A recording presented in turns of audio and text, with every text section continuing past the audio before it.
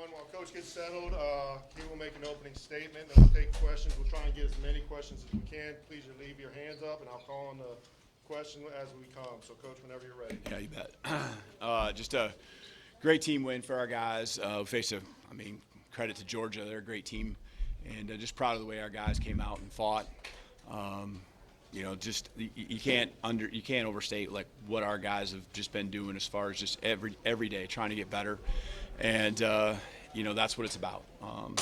They just were focused and knew they're gonna have to play 4 quarters, and it took every second of it. And so again, finding a way to win first half, a lot of conversions, especially on third down, got off the field.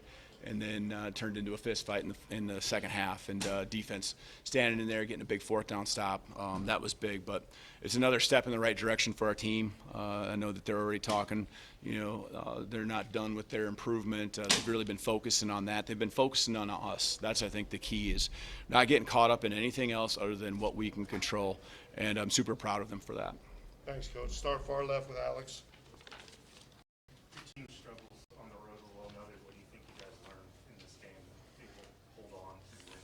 Yeah, it's it's a mindset going in that you're especially against a team like this. I mean, you're gonna get punches thrown at you.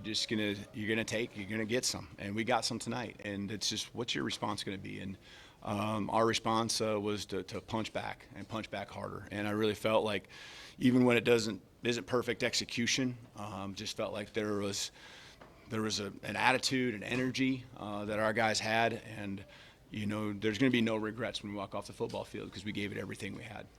Let's go to Charlie, then Nick, front row. Coach, can you kind of walk us through that screen pass and take part of both the kind of implementation and the execution? That went in during fall camp. It was going really well, and then we had one that didn't go well. And so it got shelved for a little bit, but brought it back out. And he made a catch earlier in the week that gave us a lot of confidence. Middle of practice, sweaty hands, not a great throw, pulled it right off the ground. So pretty impressive seeing a big guy like that do what he did, and he's been pretty consistent on it, and so he's done his part, and our guys are excited for him. And it's who wants to tackle that guy, right? Who wants to tackle him? And he's such a great athlete, and he's worked hard to continue to even improve that in other ways. Nick? Yeah, that final play call on that third down, deciding to pass it instead of run. Walk me through kind of that discussion and how that played out and why you guys made that decision. I mean, we want to play to win, and didn't want to give them a chance. So, they have over a minute probably to go, or right at a minute maybe with the punt. That gets hard, especially on the road. And, it's a pretty conservative play because you need 5 yards, and what are you going to do if you get 3? What are you going to do if you get 4? And so if we got out the back door clean with Jam, it was going to be a good play. And then you still got it in your quarterback's hands, and he can make a decision where you're at on the field. If you have to take a sack, you take a sack, keep the clock running, and then you go from there. But proud of the execution of the guys. We've had that one in for a while, a long time, even last year, and so just executing at the right time. I thought it was a great play call, great execution. Question on the right side with Chase. Go ahead, Chase. Yeah, Coach, pre-snap, Ty, when the place got noisy, was walking to tackles, walking to tight ends, and putting the call right in the ear hole instead of just yelling from the position. That's right. Was that pre-planned, and is that kind of an indicator of his poise? Yeah, I mean, it takes a lot of work when you get in an environment like we had today. They can't hear them, and you got to make sure every word is heard, and the effort that he put forth today, the energy he just showed in the locker room, man, he's given everything he has. But, yeah, we knew we were going to more than likely going to have to get right up there in their ear, tell them exactly what's going on with those protection checks, make sure everyone's on the same page. One guy blows an assignment or doesn't hear something correctly, now you got a guy in your lap when you're the quarterback. Let's go to EG in the middle. What's the identity of this team coming off a win like that? I think it's just I think there's a toughness that's being built. I don't think we're there yet. I think there's things that we can do better, but we talk about mental, physical, and emotional toughness that it was going to take. That was one of the first things we put on the keys to victory at the beginning of the week. We knew it was going to be when it came to turnovers and takeaways, that was going to be critical. And then executing in critical situations, and we did that. And, those three things right there, we've taken care of the football. We executed in critical times, got the fourth down stop, executed on third down, got off the field, especially in the first half. We were good in the red zone offensively, 4 for 4, I think 3 touchdowns. And so, all those things, but there's a toughness that our guys are building on. And we still got a long ways to go, and they know that. Colin, far right. You mentioned that fourth down stop, but a team that struggles to stop the run, and then LT Overton, Deontay Lawson makes that stop. I mean, how big of a stand was that moment, and did it kind of turn, I guess, things in your favor a little bit, you think, or how big was that? Yeah, no question. You just they do a great job in the run game. You knew that they were going to try to really hold the line of scrimmage, both defensively and then control it offensively. And so they did a nice job. But you play every play as its own play. You play every game as its own game. There's nothing that carries over. There's nothing that carries over into that situation. So just do your job, be fundamental, play with great energy, and make things happen. We didn't sit back on our heels and just hope that they didn't execute. We went out there and attacked it and made a play. Far left, Katie.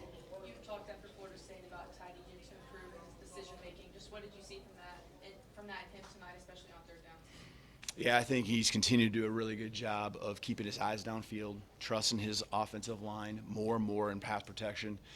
And then, the guys are getting in the right spots at the right time. The repetitions that are happening in practice, just even the completion percentage and the execution in practice, you can see it continue to build. And so, he's ripping it, cutting it loose, and I'm proud of him because he's playing with some energy and some emotion.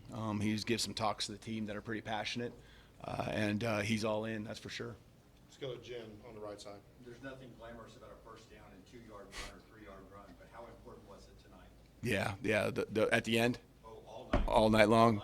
Yeah, and we got to continue to get better in the run game. There's times when we had looks that we just should really take advantage of, and there's an execution piece to it. There was a toss play, and it's not always the offensive line. There's a toss play to the right that I just felt like numbers-wise, I think Germ had the ball in his hands, and we just got to get everyone on the same page doing your job.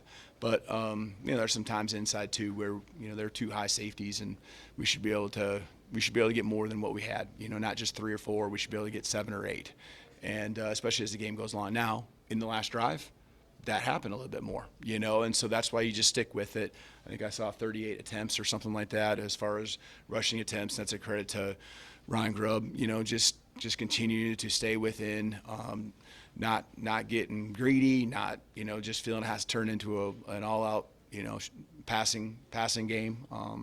So just proud of the continued fight that he had and what he brings out of the offensive line. Let's go to John on the left side. This is your third time since being at Alabama that coming off a bye, you guys look really good in this game, especially to start.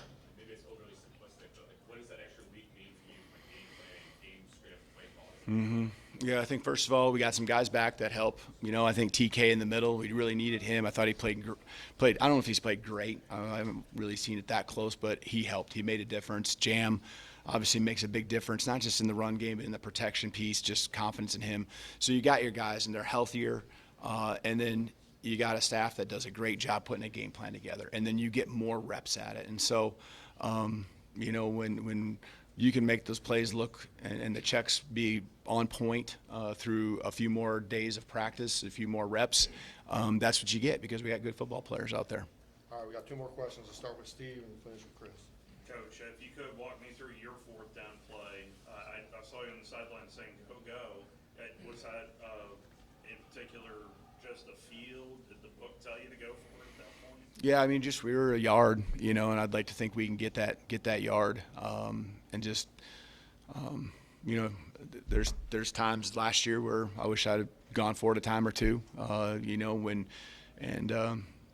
just play aggressive, play to win, what we did there at the end of the game, and you got to be smart, you can't be reckless, but just trying to, they squeezed the edge pretty good and caught us from behind, and so thought we had good numbers to the front side with Ty keeping it, a lead blocker there. Didn't physically get the job done. All right, let's finish with Chris on the right here. Kalen, what stands out most about your football team from where you were coming out of the FSU game to where you guys are right now? It started that they pretty much just got an edge to them, took everything that was out there and channeled the energy into us, being better and getting better. And, there's two things you can do when things are coming down on you a little bit. You can go back yourself in a corner, or you can fight. And these guys, have made up their minds they're going to fight. And, the staff is doing the same thing. And so I think just that was where it started, but I think it's just continued now to continue to build. And we got to make sure we don't forget, what that chip on the shoulder was that kind of got this momentum going. And we've got to understand what it took mentally, physically, emotionally today to be able to sustain from start to finish, and not just 30 minutes, it's 60 minutes. And so, that's been a word that we talked about going back to January. I've talked to you guys about it, sustaining it. Can we sustain the energy? Can we sustain the passion? And, not just, for the season, not for the game, but each play, and we sustained it. And at the very end, churning out those first downs with the offensive line, that's something we weren't doing in fall camp. That's not something we were doing at the beginning of the season, at the end of the game. Maybe we did at the beginning of the game, the first drive, Florida State, okay, worked at it, got it done, but we weren't doing that, in the second half like we did tonight. Thank you, Coach. You bet. Thank you. Players will be coming in here, Thank you. Yeah, thank you.